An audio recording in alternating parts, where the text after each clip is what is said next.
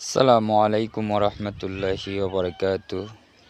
প্রত্যেককে কাছে কিংবা দূরে যে যেখান থেকে দেখছেন তাদের সকলকে জানাচ্ছি শুভ বিকেল।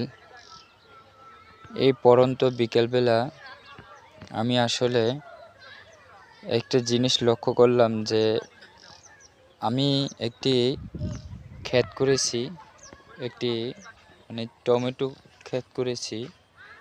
টমেটো ক্ষেতে বর্তমানে আমি যে ভিডিও করে দেখাচ্ছি আপনাদেরকে, যারা কৃষক ভাইরা আছেন তারা একটু পরামর্শ দিবেন যে এটা হওয়ার কারণটা কি। এভাবে পাতাগুলো কিভাবে ঝলসে যাচ্ছে, পাতাগুলো বাদামি হয়ে শুকিয়ে যাচ্ছে গাছে